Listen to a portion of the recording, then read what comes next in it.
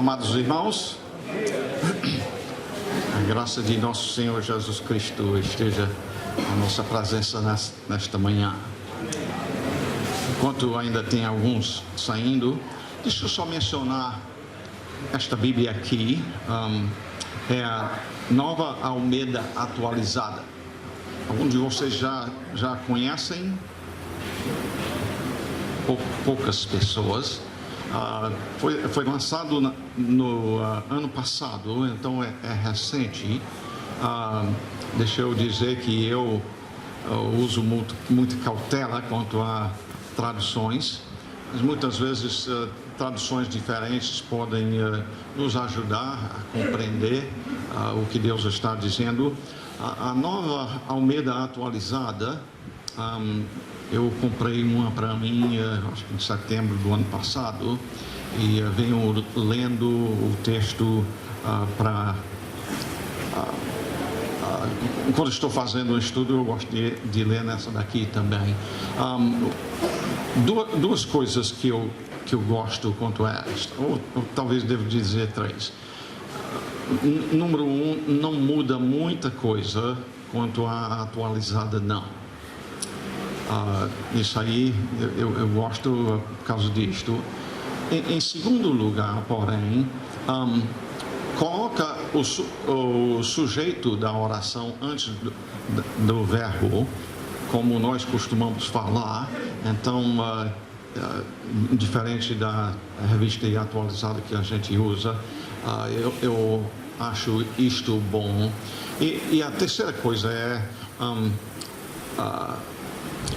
a revista atualizada que a gente costuma usar, ela tem diversas palavras que não são do nosso uso comum, então muitas vezes tem um sinônimo aqui que é mais comum do nosso uso.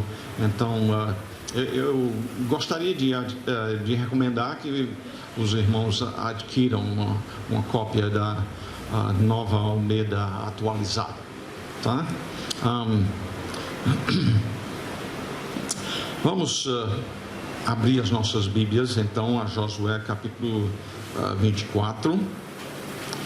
Deve ter sido o Espírito Santo que dirigiu o irmão Gervásio a ler estes dois versículos aqui, porque nós vamos partir o nosso estudo hoje deste texto da Palavra de Deus.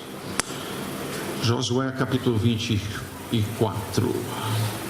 Mas antes de lermos aqui, vamos baixar as nossas cabeças em oração. Querido Pai, nós te louvamos por o Senhor nos ter trazido até aqui nesta manhã. Tu sabes as necessidades de cada um de nós. Tu sabes onde precisamos sermos ensinados, repreendidos, corrigidos, educados na tua justiça. Nós rogamos a presença do teu Espírito Santo usando a tua palavra. Alguma coisa que eu venha a falhar na comunicação, que o Senhor possa fazer com que os irmãos esqueçam disto, mas use a tua palavra, ó Pai, a fim de transformar as nossas vidas, fazê-las mais semelhantes a Cristo. E nós rogamos no nome do Senhor Jesus Cristo. Amém. Foi bem no final da sua vida, quando Josué pronunciou estas palavras: eu e a minha casa serviremos ao Senhor. É bom que a gente pense logo inicialmente quanto a quem está dizendo estas palavras. É bom lembrarmos que Josué nasceu no Egito, nasceu filho de escravo, e Com certeza ele teria sido escravo lá também durante os primeiros 40 anos da sua vida. Ele conheceu então toda aquela situação difícil em que a sua família viveu originalmente, escravos de homens, servindo a homens perversos e maus, homens que até tinham decretado que as parteiras matassem todos os primogênitos. Mas ele viu também o Senhor ouvindo as orações do seu povo, socorrendo-os e tirando-os daquela vida miserável que viviam. Os grandes milagres nas 10 pragas e assim por diante. Deus então tirando o seu povo, depois de mostrar a sua glória, que seria conhecida até noutras nações, a Bíblia diz. E Deus os tirou de lá, então chegaram, conduzidos por Deus, até o mar, e Deus enviou Faraó e o seu exército atrás deles para levá-los de volta. Deus abriu o mar para o seu povo, ele sendo misericordioso para com eles, pecadores que eram, e os egípcios entrando atrás, ele mostrou ali o seu juízo, justo juízo contra aqueles rebeldes e colocou o mar por cima deles, tirando-lhes a vida. Josué viu o Senhor os conduzir através do deserto, guiando-os dia e noite, de dia por uma coluna, uma nuvem e uma coluna de fogo durante a noite. Então, assim o Senhor os conduziu no deserto. Deus providenciou diariamente o maná e também as cordonizes, às vezes. Não tinha água e Deus tirava água de uma rocha, um lugar onde a gente não esperaria encontrar água, né? Deus assim os conduziu pelo deserto. Deus abriu o rio Jordão. Deus derrubou os muros de Jericó. Assim, eu tinha esquecido de uma parte durante esse tempo, e aliás no começo desses 40 anos no deserto, foram enviados 12 homens para espiar a terra, e destes 12, só Josué e mais um dos seus colegas, Caleb, foram lá, não taparam os olhos para não ver o tamanho do inimigo. Eles viram tudo isto, porém eles viram o que outros não viram. Eles viram as promessas do Senhor. Deus havia prometido: eu vou dar esta terra a vocês. E pela incredulidade dos outros, Josué teve que passar esses 40 anos no deserto. Pois bem, aí, pulando de novo para onde a gente estávamos, ele viu Deus dar a terra ao povo de Israel, cumprindo as suas promessas, derrubando os muros de Jericó e dando outras muitas vitórias maravilhosas. Ele cumpriu o que ele havia prometido. Ele deu aquela terra a eles. E agora, perto certamente do final de sua vida, Josué ajunta a nação e disse estas palavras que o irmão leu aqui. Só pegando o versículo 2 ainda do versículo 24, lá Josué diz a todo o povo: assim diz o Senhor Deus de Israel, antigamente vossos pais, Tera, pai de Abraão e de Naor, habitaram da além do Eufrates e serviram a outros deuses. Eu creio que muitos de vocês, este é o caso, que vocês poderiam dizer: os meus pais serviam a outros deuses. Imagino que a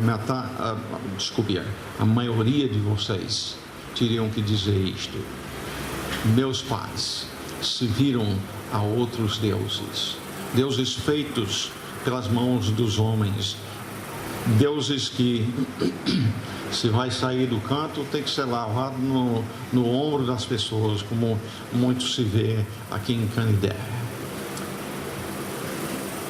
Mas Deus chama pecadores de primeira geração e salva-os pela sua graça, mas a fim de que nós possamos sermos como Josué aqui e poder dizer: se eles serviram a outros deuses, eu e minha casa serviremos ao Senhor. Ele já tinha andado com o Senhor, tendo neste tempo muito perto dos seus 110 anos de idade. Então, hoje pela manhã eu quero me dirigir à questão de missões. Ontem à noite nós vimos Deus como missionário que Ele é, e agora missões no lar, evangelizando nossos filhos e outras pessoas através de hospitalidade.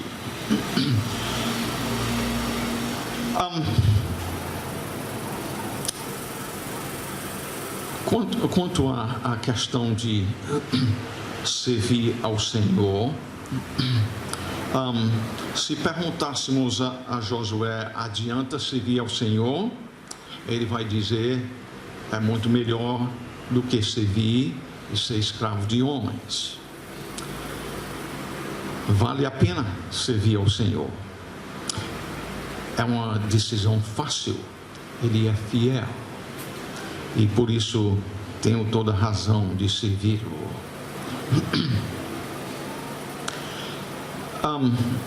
Nota bem que ele tem declarado, então, na verdade, todo mundo serve a um Deus.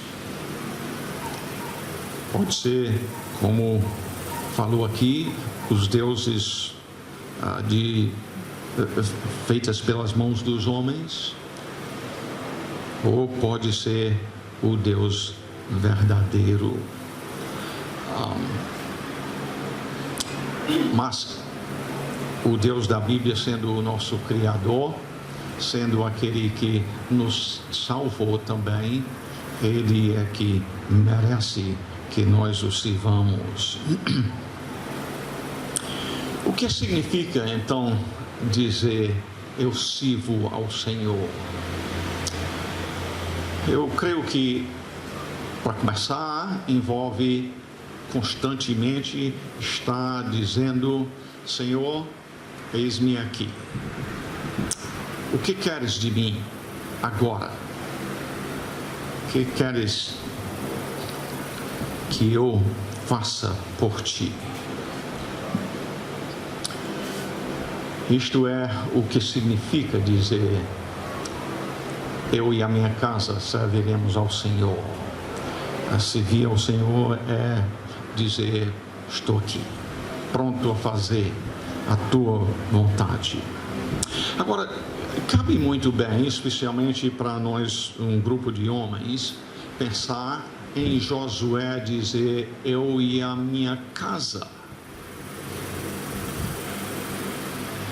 O que Josué está dizendo quando ele diz: eu e a minha casa serviremos ao Senhor? Até onde nós podemos dizer isto? Eu creio que, primeiramente, Josué está dizendo isto porque ele reconhece que é o cabeça do lar. E como cabeça do lar, ele entende que Deus o fez isto, e Deus o fez isto para que ele possa, como cabeça, ordenar o caminho por onde a sua família vai trilhar. Ele reconhece que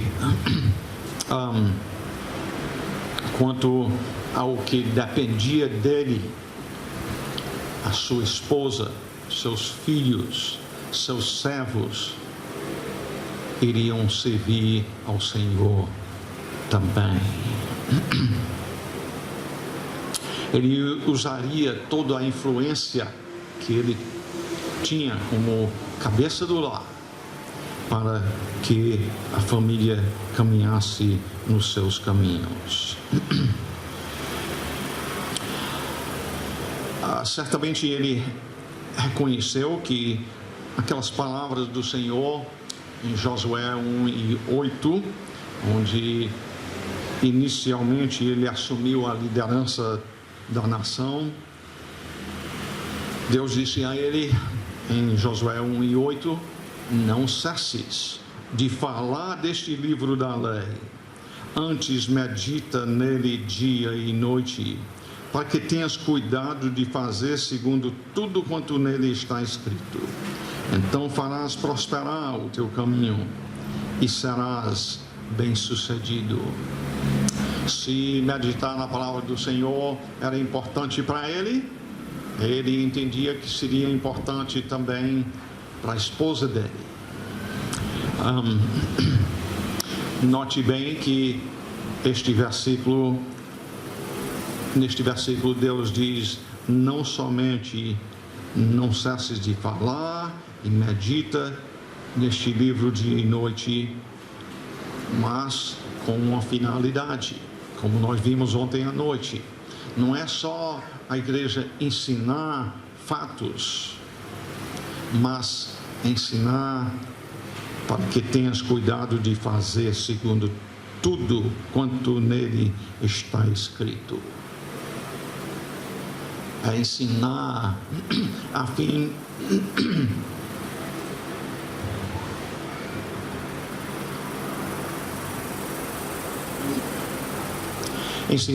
de que haja obediência ao Senhor.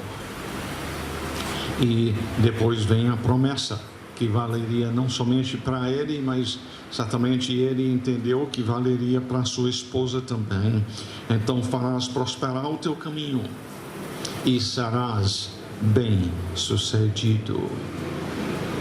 Ela, como sua esposa, iria estar envolvida na instrução dos seus filhos, preparando-os para o casamento, preparando-os para se casarem e passar de geração em geração o temor do Senhor.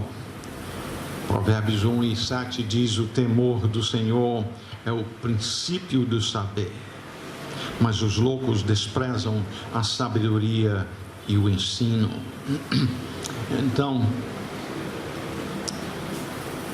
Josué, quando diz eu e a minha casa serviremos ao Senhor, ele reconhece que como cabeça ele tem responsabilidade, especialmente nesta área, de transmitir para sua esposa, seus filhos, alguns servos que tivesse, para conduzi-los a temer ao Senhor, entendendo que isto é o princípio, o começo, o mais importante, o fundamental de importância para a sua família servirem ao Senhor.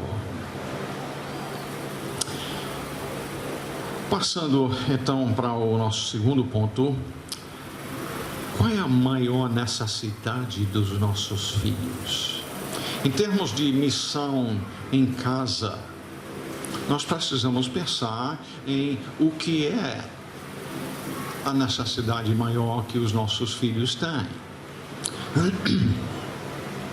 E aqui eu te perguntaria, pensando em daqui 10, 20 anos, o que é o seu alvo para o seu filho? O que você gostaria de vê-lo ser? O que deve estar sendo e fazendo daqui 10, 20 anos? Certamente alguns de vocês diriam: bem, eu espero que ele tenha um bom emprego. O que estão necessitando agora é uma boa escola para poder adquirir um bom emprego. E infelizmente, muitas vezes, nós na Igreja de Cristo nos acomodamos com o mesmo alvo que o mundo tem. Não é isto que o mundo tem de objetivo para os seus filhos, esperar que colocando-os numa boa escola vão poder ganhar um bom emprego para poder viver uma vida confortável. Não precisa ser um servo do Senhor para desejar isso. Até o incrédulo deseja isto. Mas para nós, qual é a maior necessidade que os nossos filhos têm? Nós precisamos compreender que, assim como nós recebemos de nossos pais Adão e Eva uma natureza pecaminosa, nós transmitimos isto a nossos filhos, de forma que eles já nascem não inocentes. Poucos dias atrás, lá em Salvador, reunido com 2 casais lá, a quem estamos discipulando e estudando sobre como o pecado de Adão e Eva afetaram os seus filhos. Uma das pessoas disse: a gente sempre foi ensinado na nossa igreja que a criança era inocente até uns 5 anos de idade. Isto é bíblico? Absolutamente não. Davi diz, por exemplo, em Salmo 51 e 5: em pecado me concebeu a minha mãe. Não estava dizendo com isto que o ato que levou à concepção foi pecaminoso, estava simplesmente dizendo que é na hora que o filho é concebido que ele se torna pecador. E a pergunta então passou a ser: então a salvação para a criancinha pequena que morre e o pensamento anterior era: é inocente, então é salvo. Biblicamente isto não é correto. Eu entendo que Deus salva os pequenos que morrem, não porque sejam inocentes, e sim salvos pela sua graça, do mesmo jeito que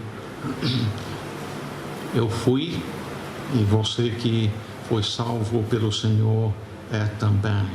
Então, a maior necessidade que os nossos filhos têm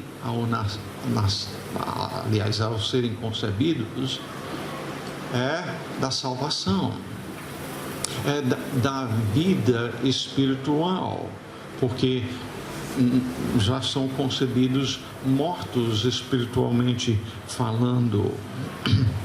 Em Romanos 5:12, outro versículo: portanto, assim como por um só homem, Adão no caso, entrou o pecado no mundo, e pelo pecado a morte, assim também a morte passou a todos os homens, porque todos pecaram. Aqui em Canidé tem alguém com 120 anos de idade?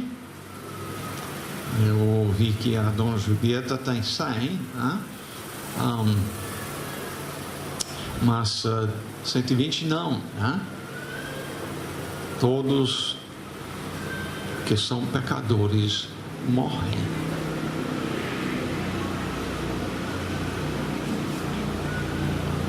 Agora, se a maior necessidade dos nossos filhos é a salvação,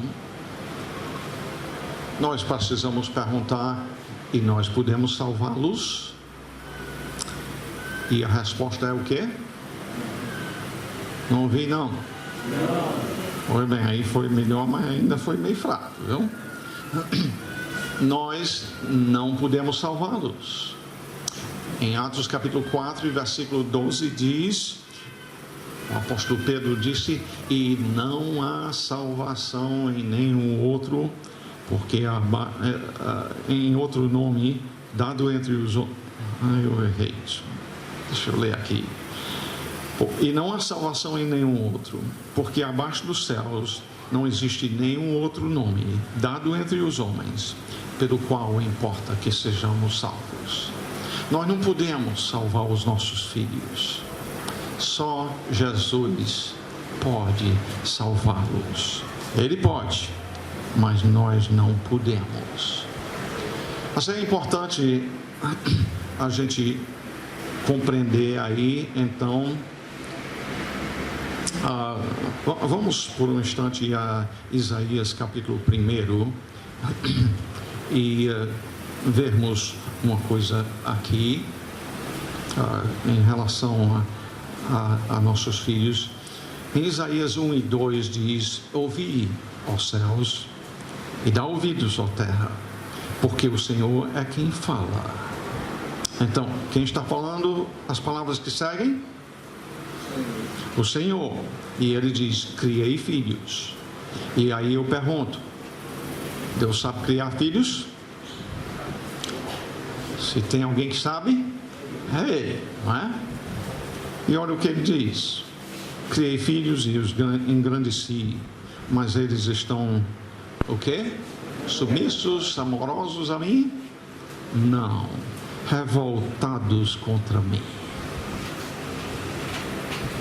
É importante que nós compreendamos que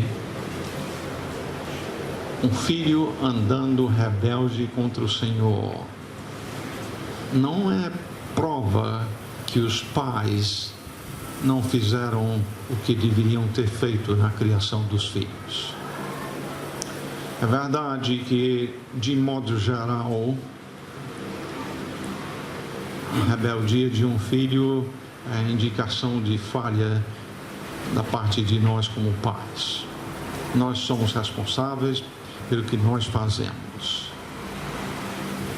E onde nós falhamos, nós devemos ter a humildade de confessar o nosso pecado, suplicar o perdão do Senhor, como também do nosso filho. Porém, não assumir culpa do filho andar errado quando nós fizemos a nossa parte. Se Deus sabe criar filhos que estavam revoltados contra Ele, é justamente porque o homem, cada um é responsável pelas escolhas que faz também, inclusive nossos filhos. Então, é compreender que a maior necessidade do filho é algo que nós não podemos fazer. Cabe-se então a pergunta: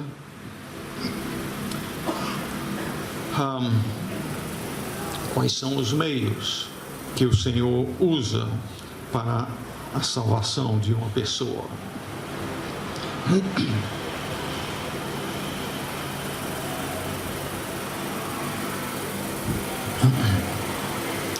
E a resposta bíblica quanto a que são os meios que Deus usa para a salvação de uma pessoa, tanto vai o caso seja no seu trabalho, ou na sua escola, ou seja, seu filho. Romanos 10, versículo 14 diz: como, porém, invocarão aquele em quem não creram? E como crerão naquele de quem nada ouviram? Seus filhos estão ouvindo a palavra do Senhor?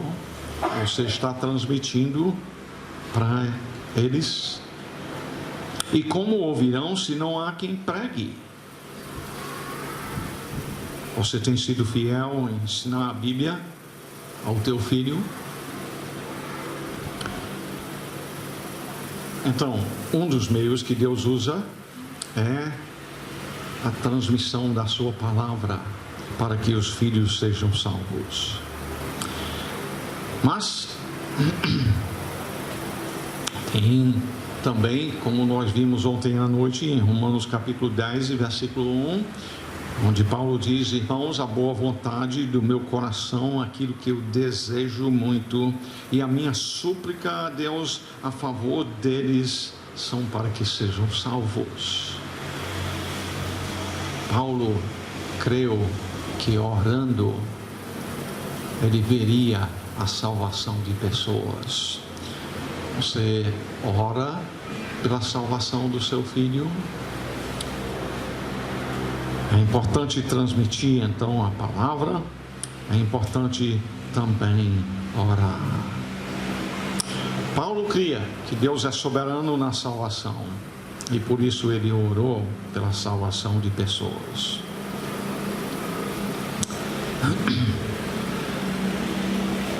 Cabe então perguntarmos o seguinte: suas ações na área do preparo do seu filho comprovam que seu alvo,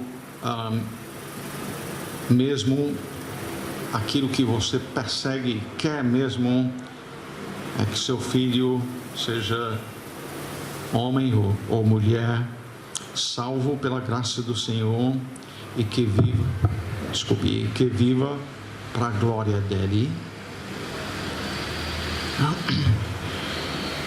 Ou, por outro lado,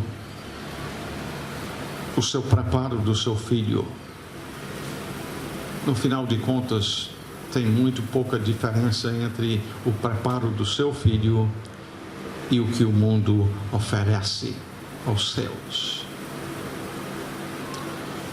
Quer dizer,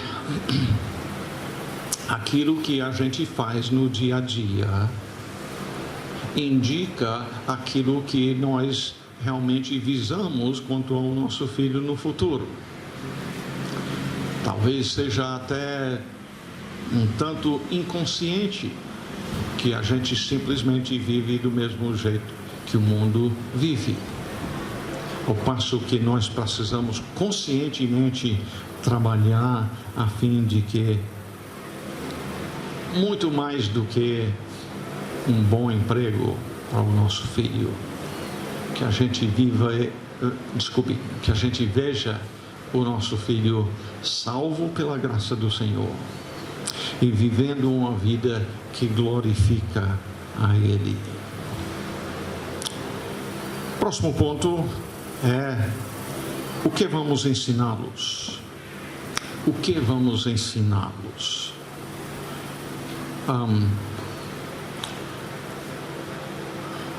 Quem viveu conosco aqui 20 anos atrás sabe que nós instruímos os nossos filhos em casa mesmo, diferente do que a maioria fazem.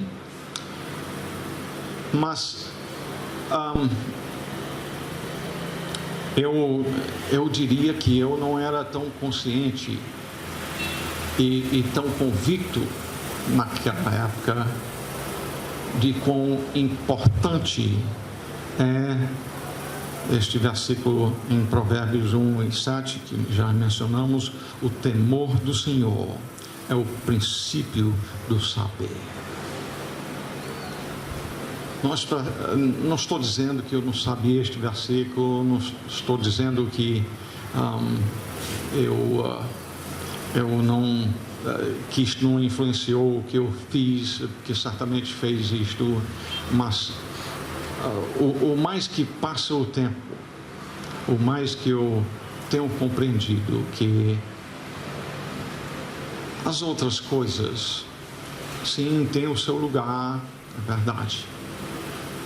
Mas como nós precisamos enfatizar que o conhecimento do Senhor e da sua palavra e como isso deve afetar o todo das nossas vidas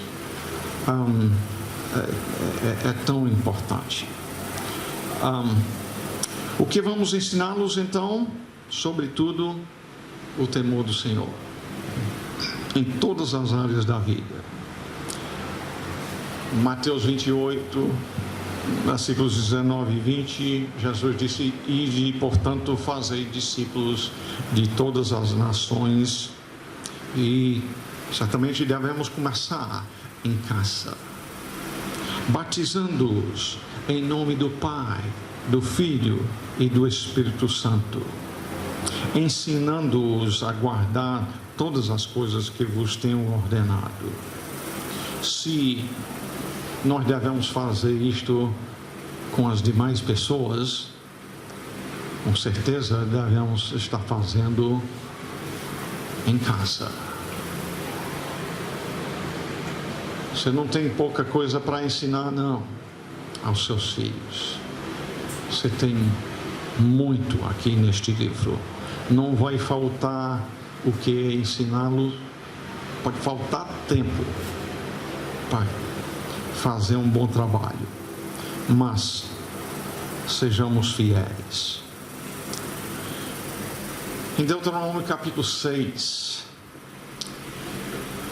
lá trata não somente de o que vamos ensinar, mas quando vamos ensiná-los.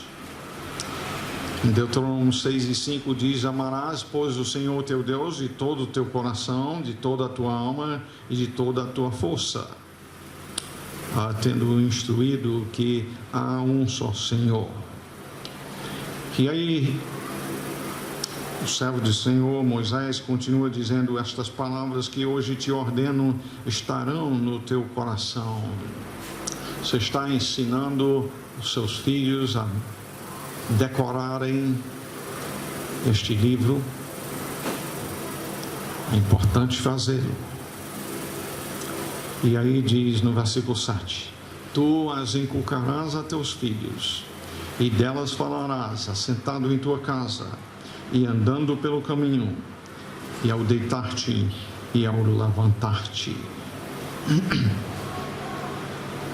Não é pouco o que temos a ensiná-los, e ele requer muito tempo ocupado em instruir os nossos filhos.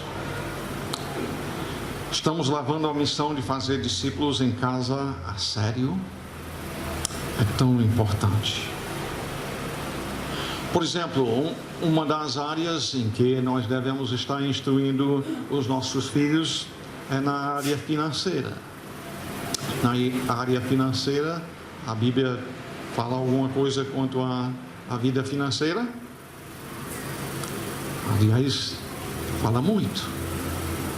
Faz parte da nossa vida aqui neste mundo, a vida financeira. E quanto à questão da vida financeira, você tem, por exemplo, ensinado o seu filho a viver contente com o que Deus o deu. O apóstolo Paulo disse: aprendi a viver contente em toda e qualquer situação.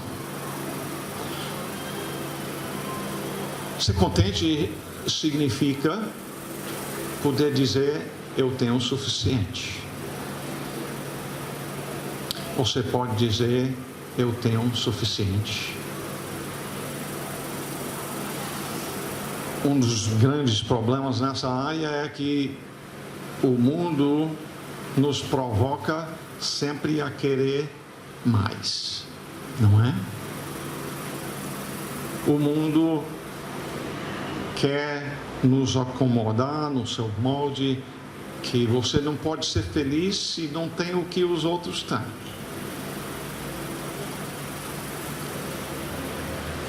E muito do problema aí é justamente porque a gente nunca estudou o que Deus diz que são as necessidades. E o que são as necessidades? Nós estamos instruindo os nossos filhos o que são biblicamente as necessidades, que no caso são roupa. Deus não quer que a gente ande nu. Outra necessidade é a comida. Nós conseguimos viver pouco tempo sem comer. Mais tempo do que você pensa, você pode viver sem comer, mas você não ia morrer de fome com 10 dias, não, viu? Sem comer nada. Eu quando tinha 7 anos de idade, passei esse tempo todo, e no caso era porque eu estava doente. Não era sem beber, não, porque água também é uma necessidade. Nós precisamos da água. E a outra, isto vem de Mateus capítulo 6, versículos 31 e 32, onde Jesus diz: o Pai sabe que necessitais de todas estas coisas. E estas coisas lá são essas 3 coisas. E creio que na base de 1 Timóteo capítulo 6 e versículo 7, que nós podemos e devemos incluir também a casa. Lá diz: tendo sustento com que nos vestir, estejamos contentes. A palavra traduzida lá, vestir, não é literalmente roupa. A roupa nos cobre. A palavra no original é cobrir. A roupa nos cobre, mas o teto nos cobre também. Então eu entendo que a Bíblia diria que casa é uma necessidade também. E as demais coisas, biblicamente, são necessárias.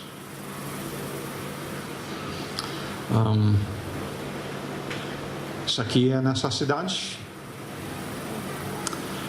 Pois bem, pode contribuir muito bem para o trabalho que fazemos, se usado direito. Um relógio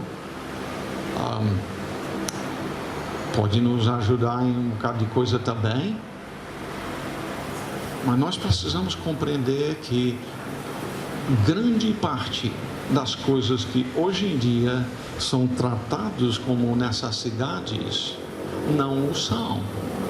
E nós precisamos ensinar os nossos filhos a aprender o que são as necessidades bíblicas e aprender a viver contente com o que Deus deu. Com isto não estamos dizendo de forma nenhuma que é pecado ter o que não é necessário. Abra aí um instante em 1 Timóteo capítulo 6. 1 Timóteo capítulo 6. Eu gosto dessas frases que Deus usa para descrever a si mesmo. Aqui, no caso, são palavras do apóstolo Paulo em 1 Timóteo 6, 17.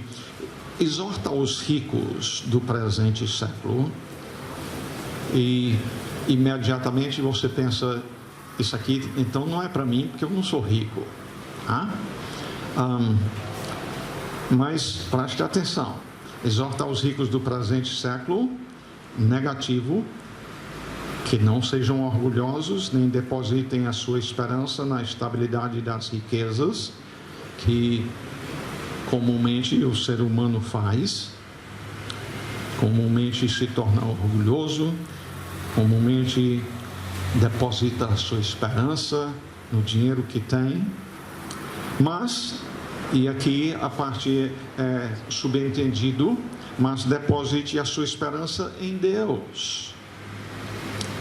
E aí está aqui a frase que eu queria te mostrar. Que tudo nos proporciona de mão fechada. Só aquelas mixarias. É isso que diz? Não. Deus que tudo nos proporciona ricamente. E muitas vezes nós, influenciados pelo pensar do mundo, nós olhamos os outros e o que eles têm, muitas vezes adquirido pecaminosamente, e nós pensamos que o Senhor tem sido infiel para nós, quando na verdade nós deveríamos estar instruindo primeiramente pelo nosso exemplo, mas também pela boca, pela instrução com a palavra. Nós deveríamos estar dizendo: meu filho, a verdade é que nós temos mais do que nós necessitamos. Tudo nos proporciona ricamente para nosso aprazimento. Ou, em outras palavras, como na Nova Almeida Atualizada diz, para o nosso prazer. Deus se interessa que nós tenhamos prazer e alegria naquilo que Ele nos dá. Não é viver sentindo culpado por ter ou privado se não temos. Nossos corações devem serem cheios de gratidão ao Senhor. Quanto à vida financeira, tem muito nas Escrituras. A questão de viver contente não é contrário a trabalhar. Deus diz na sua palavra: se alguém não quer trabalhar, também não coma. Não devemos estar sustentando e dando apoio a uma pessoa que não quer trabalhar.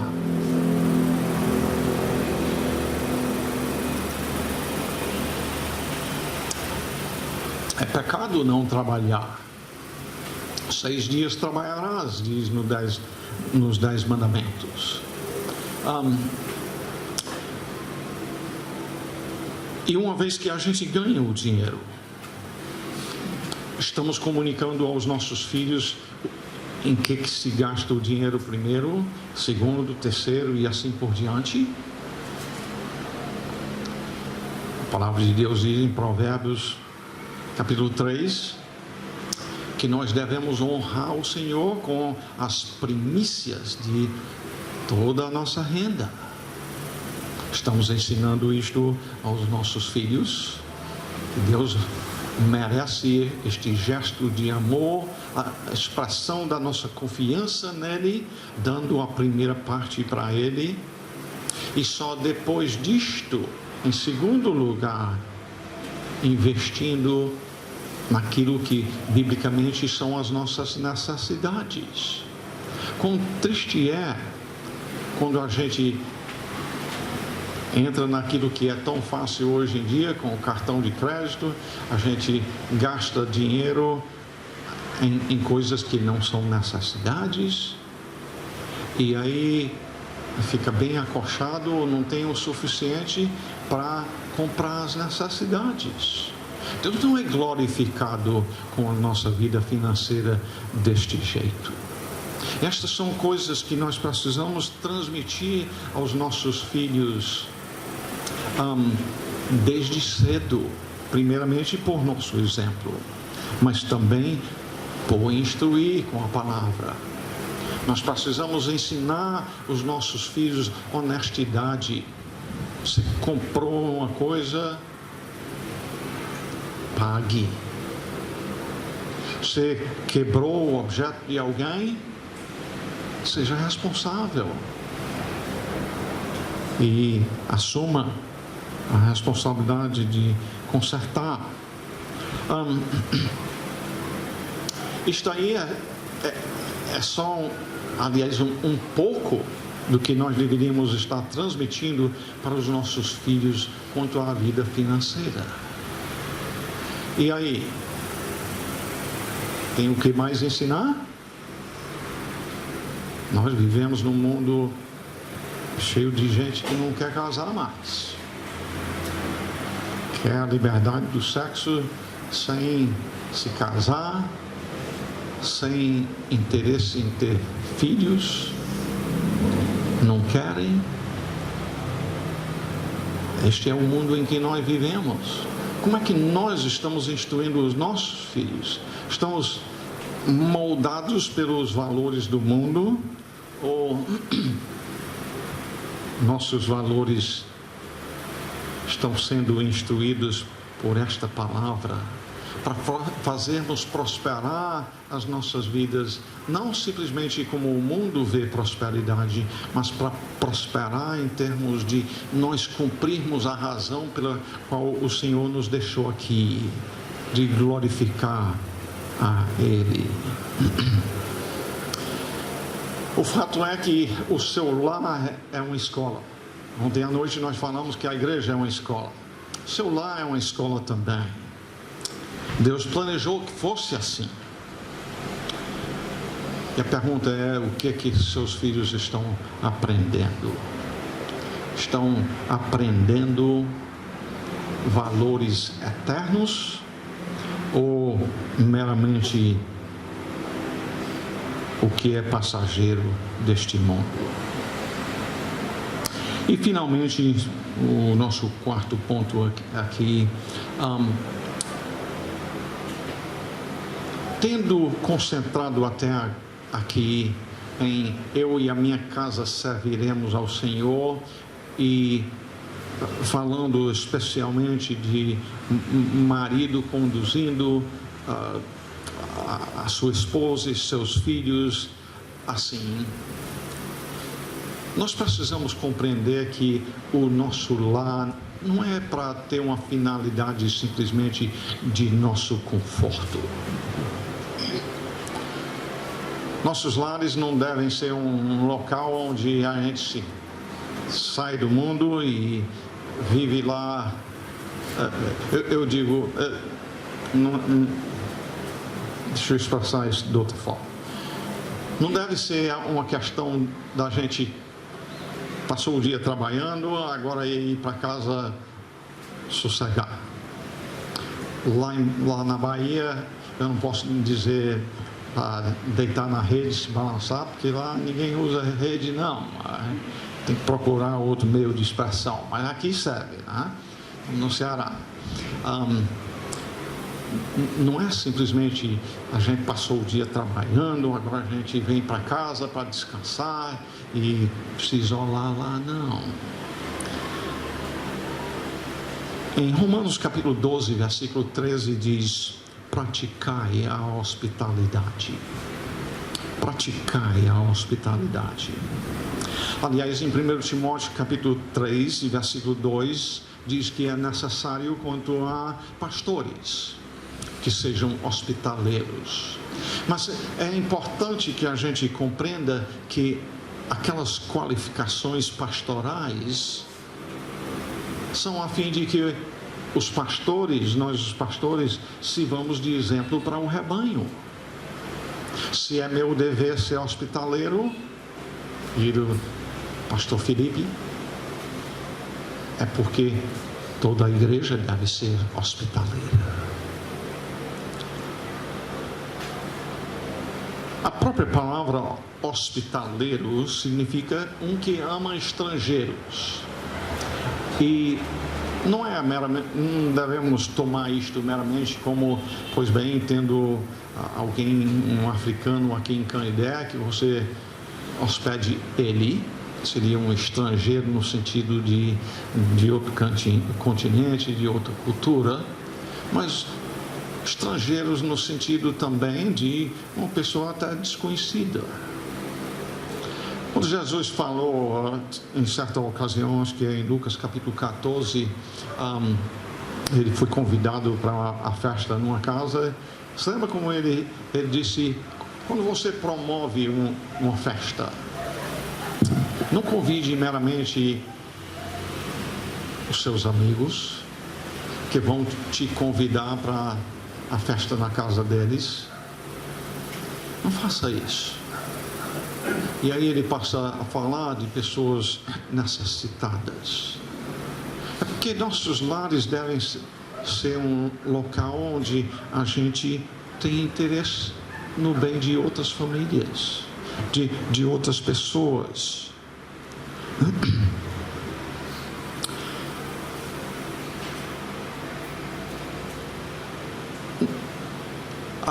A vizinhança, por exemplo, deve ver o nosso lar como um lugar onde eles podem vir, para ouvir a palavra de Deus. Certamente a gente sabe muito bem, pessoas que não querem receber a palavra, nem todo mundo vai vir, mas devem saber que os nossos lares estão abertos para recebê-los.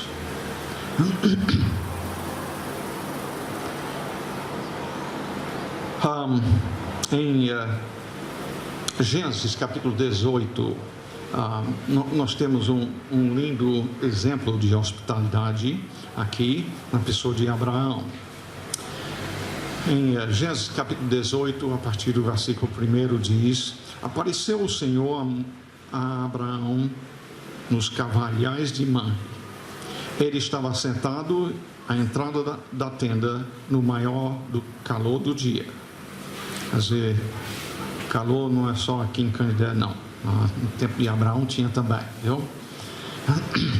Levantou ele, Abraão, os olhos, olhou, e eis 3 homens de pé em frente dele.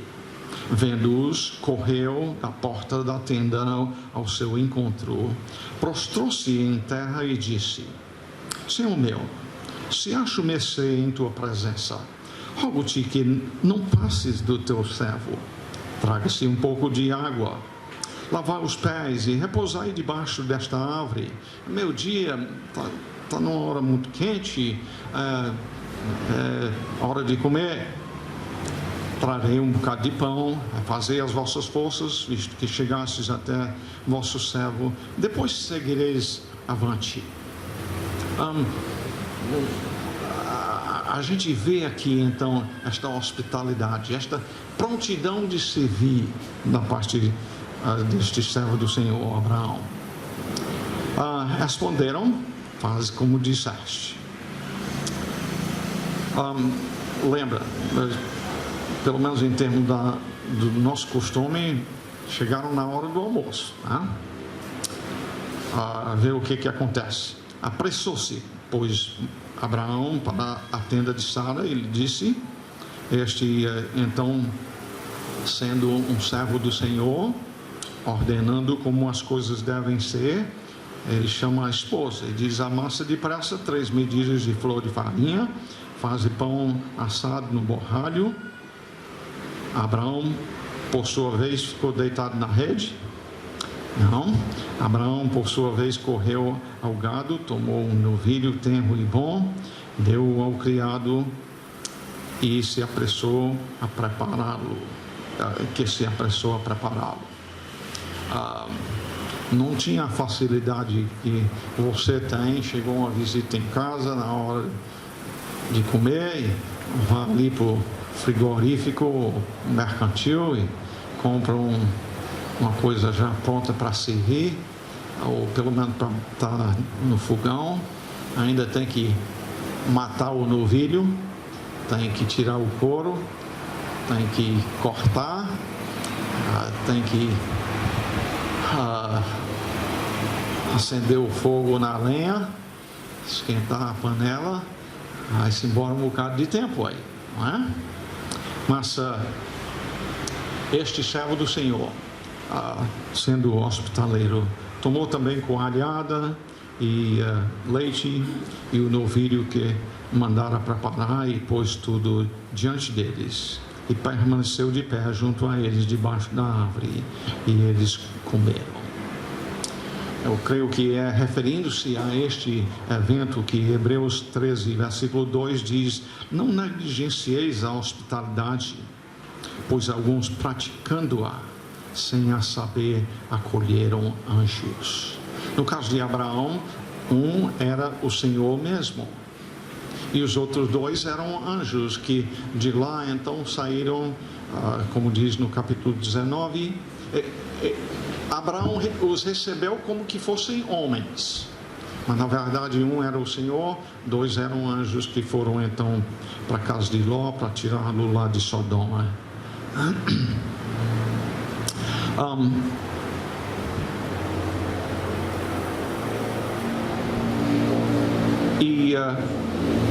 Mais um exemplo de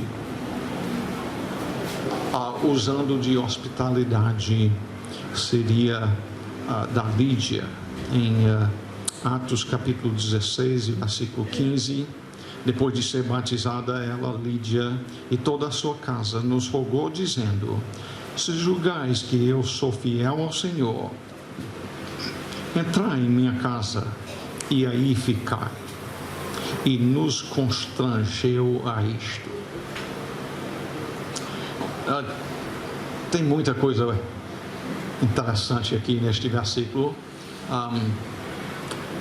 Primeiramente, Lídia era uma vendedora de púrpura. Púrpura era um material assim para roupa e outras coisas que se faz com este material, e era caro. Então, em outras palavras, Lídia e a sua família era uma mulher de condição financeiramente muito boa. E acho interessante essas palavras aqui: e nos constrangeu a isto. Eu entendo com isto que Paulo esteja dizendo, ela diz: Paulo, vem se hospedar na minha casa. Não, eu estou bem onde estou. Outro dia, Paulo, deixa nós cuidar daquilo que você precisa. Não, eu estou bem onde estou. Estou contente. No próximo dia, Paulo, se você me considera fiel ao Senhor, deixa que a gente cuide de preparar o seu alimento, de lavar a sua roupa. Você pode dedicar mais tempo ao ministério do Senhor desta forma. Aquilo que Deus lhe dotou para fazer, deixa eu servir ao Senhor com a hospitalidade. E Paulo diz, ela chegou a nos constranger a isto. Um exemplo de hospitalidade. Ela e a sua casa, assim, estavam ajudando Paulo e Silas e Timóteo a fazerem a obra a que o Senhor os havia chamado.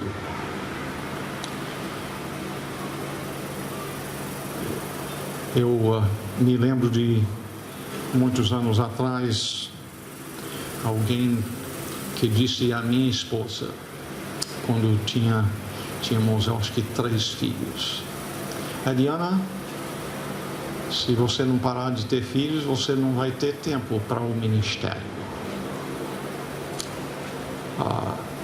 Isso é uma missionária que disse a ela.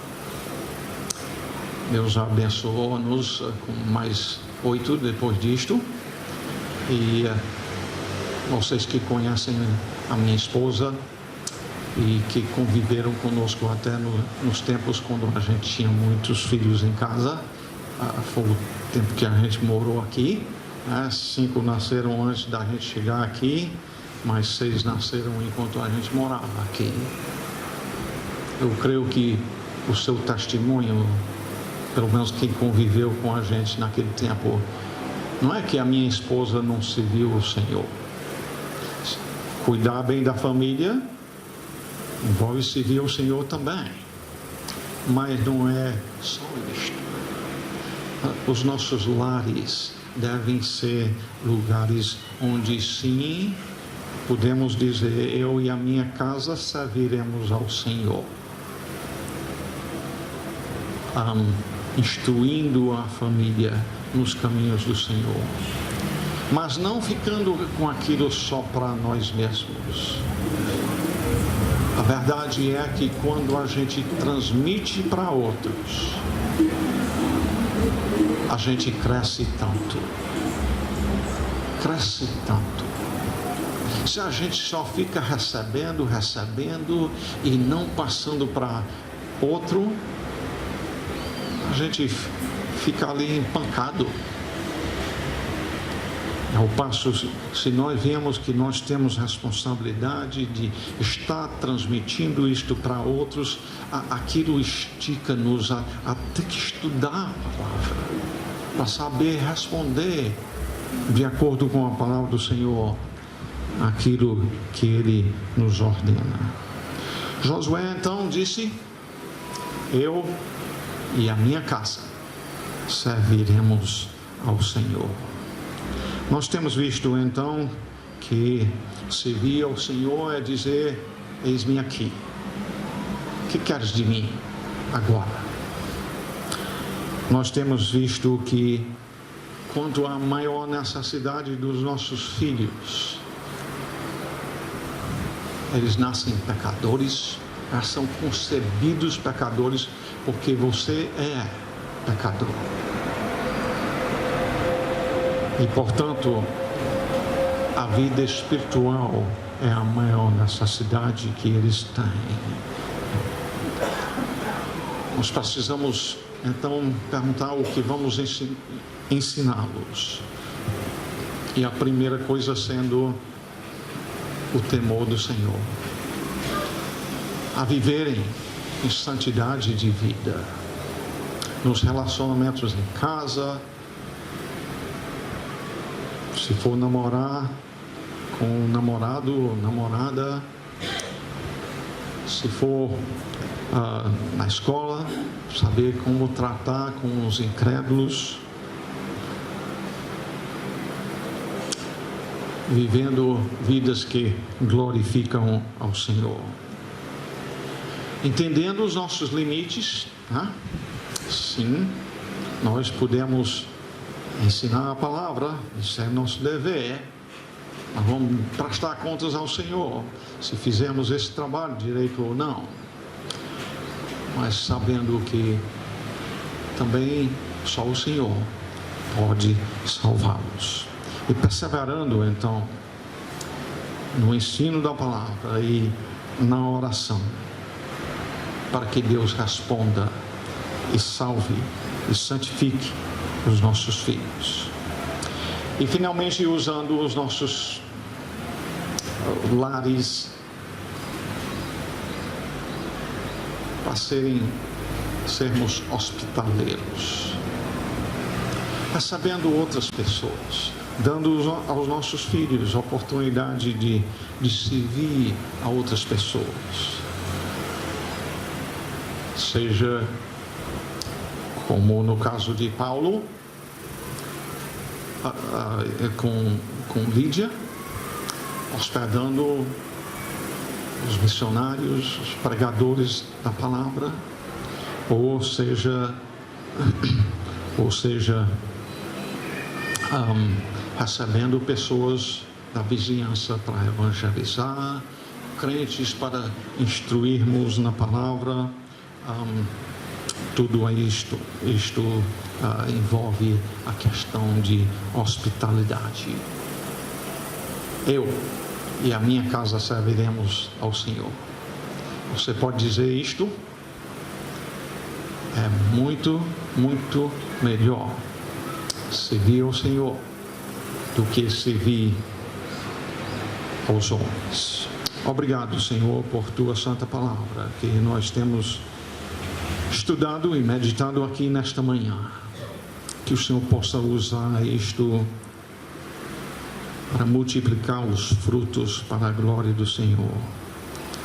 Que outros possam enxergar a transformação das nossas vidas, a paz que temos com Deus. Que possam ver como as nossas vidas prosperam não simplesmente aqui na terra, se bem que,